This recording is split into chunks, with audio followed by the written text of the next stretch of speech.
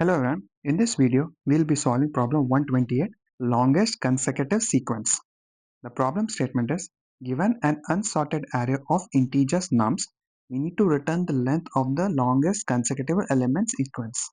In example number 1, with this given as our input, the total longest subsequence which is consecutive is 4, starting with 1 all the way to 4.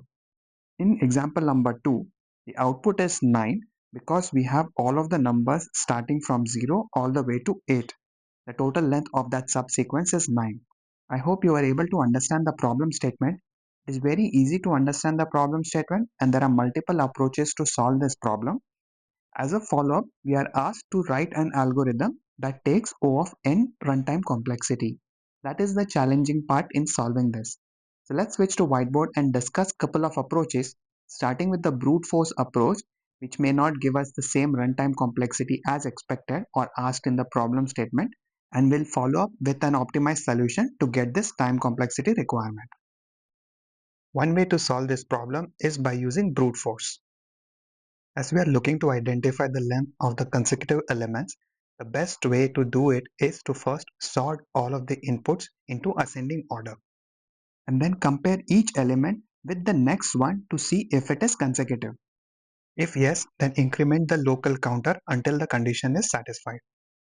And once the condition breaks, compare the counter with the max counter global variable and save whichever one is higher.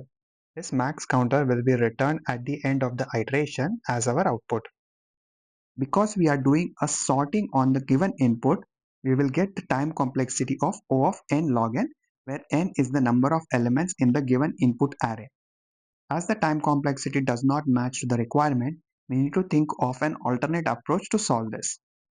Now let's discuss an alternate approach to meet the time complexity requirement. Another way to solve this problem is to use Hashmap. Now we may be thinking how Hashmap can help us out here. Because we are trying to build a consecutive numbers, and assuming the current pointer is pointing at the number x, we can build a consecutive sequence if there is an x plus 1 and x minus 1 number in the array somewhere. This is where Hashmap will come in handy. So the first step here is to run an iteration through the input array and save it into the Hashmap. Once the Hashmap is initialized, we can run an iteration on the HashSet or on the array, look for the number which will be our x, and see x minus 1 and x plus 1 exists in the Hashmap.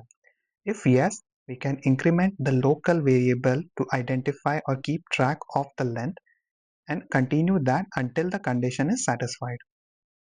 And if we can't find either of the two numbers, we'll compare the length against the maximum length, which is the global variable, and save whichever one is higher. Let's simulate this approach using the example in front of us. To start off, my pointer is pointing at 4, so x is equal to 4. Hence x minus 1 will be 3. We need to check if 3 exists. As it already exists in the array, which means there is a consecutive sequence available, so we'll increment the length by 1 and repeat the same cycle with x is equals to 3. With x is equals to 3, the x minus 1 will be 2. Does 2 exist? Yes, it does. So we can increment the length again by 1 and repeat the same operation. The only criteria here is we can either do x minus 1 or x plus 1. We cannot do both, as we may end up going into an infinite loop as we are doing x minus 1 from 4 to 3 and then doing x plus 1 from 3 to 4. With this solution, our time complexity is improved to O of n, where n is the number of elements in the given input array. The actual time complexity of the solution is O of n plus O of n. The first O of n is to convert this array into a hash map, and the second one is to iterate through all of the elements to identify the consecutive numbers. But to simplify that, we can say the time complexity is O of n, while the space complexity is also O of n, as we are using this hash map to save the values in the HashSet format. I hope you were able to understand the explanation. Let me show you how we can implement this using C#. Here is the C# solution. In the main method, I create the HashSet using the nums array. Post that, I'm starting a for loop on all of the elements in the HashSet. Because we are going to build the sequence using the +1 or incremented versions, If x minus 1 exists, we'll skip that number altogether and let x minus 1 take care of building the sequence for us. For example, if we are at 4 and there is a 5 and a 3 in it, instead of building a sequence with 4 and 5 and then later on doing the same with 3, 4 and 5, we'll skip 4 because we know 3 exists in the hash set. This is to avoid duplicate calculations. If x minus 1 does not exist in the hash set, it means the current number is going to be the minimum in the sequence. So we then start a while loop to check if x plus 1 exists in the hash set. If yes, then we increment the current length by 1.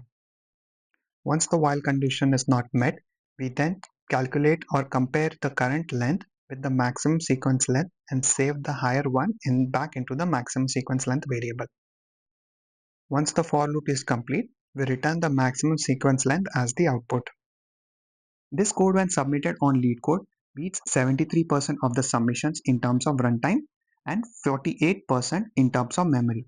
Thank you for watching this video. I hope you were able to understand the explanation.